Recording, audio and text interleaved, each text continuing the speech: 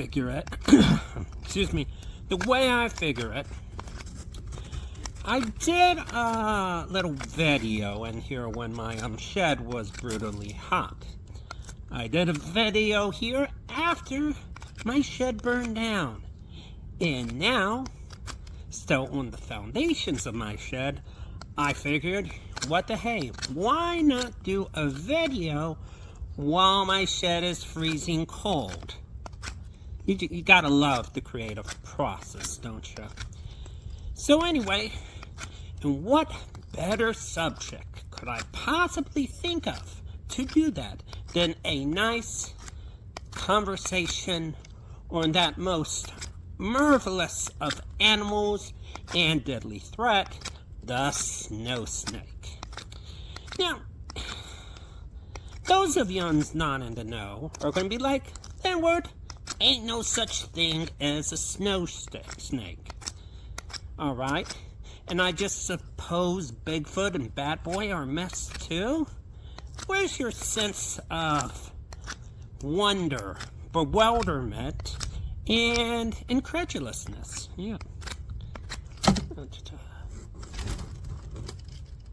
Okay, I think I just got one of those snow snakes. Okay. And yes, I'm working on this. I'm going to probably, look, if I can't get the black stuff off, I'll paint it. But anyway, so the snow snake is a very peculiar creature. Very peculiar indeed, yes. See, whereas most cold-blooded creatures, you know, don't like snow, the snow snake not only loves snow, but it thrives in snow. But the snow snake is tricky. It's tricky. You may have never seen one because they're practically invisible. See, snowflake has a... Did I say snowflake? Snowflake, snow snake? It may eat snowflakes. I don't know. Probably by accident. I can tell you I'm eating a few too here, also by accident. Okay, so anyway, the snow snake has an all-white body, you see. So it's completely invisible in snow except for its reddish or pinkish eyes. That is the only giveaway for the snow snake. Now, there are many different accounts on the snow snake. Art Childs, in his series Yarns of the Big Woods, wrote of the snow snake. Also, Henry H. Tryon in Fearsome Critters also wrote of the snow snake. And one final one, William T. Cox. Now, you might remember that name from Fearsome Creatures of Lumberwoods and be like, Leeward, ain't no snow snake in Fearsome Creatures of Lumberwoods, and you're correct. Because William T. Cox did write about the snow snake, but he did it in a newspaper article, which was later republished in my Plaid Fairy book, which you can read on Lumberwoods. But I'm going to give you just a little tidbit, not the whole thing.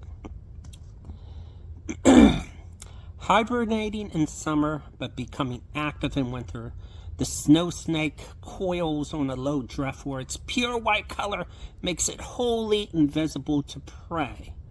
One strike is sufficient.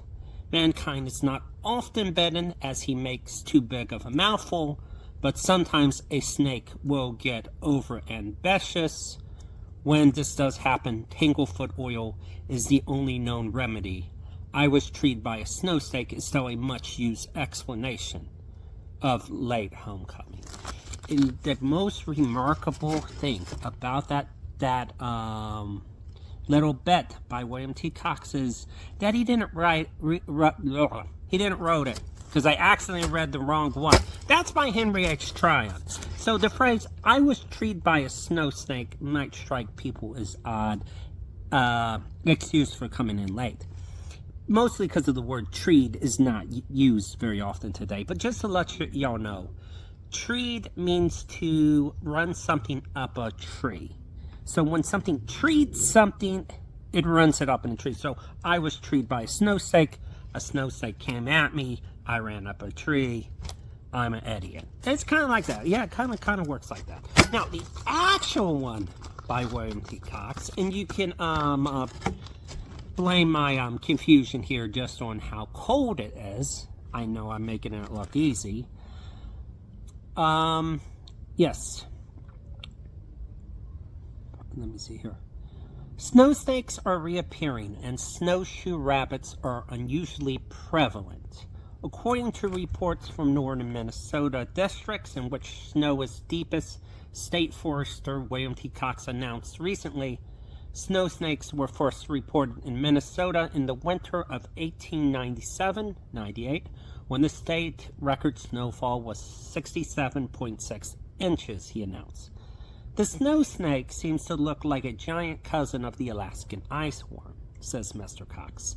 It burrows in the snow somewhat as the worm honeycombs the ice.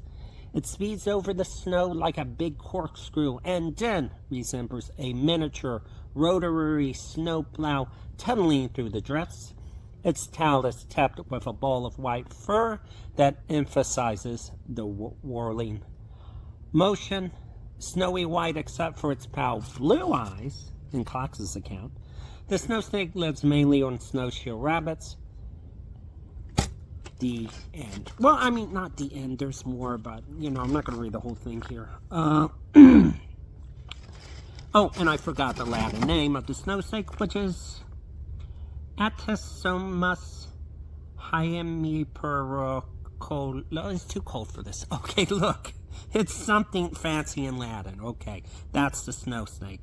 Now, in Trine's account, the snow snake first appears in the year of 2 winters, which everyone knows is the same as the year of blue snow of Paul Bunyan fame.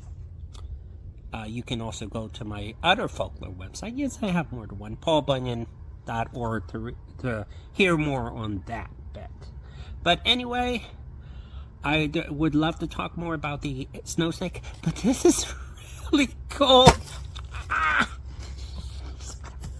Lucky, you want to say hi?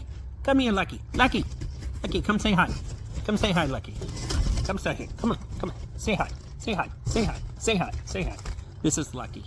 I'm mostly using him as a hand warmer right now. But anyway, that is the video for right now. Safe travels, keep warm, and I'm going inside. Have fun.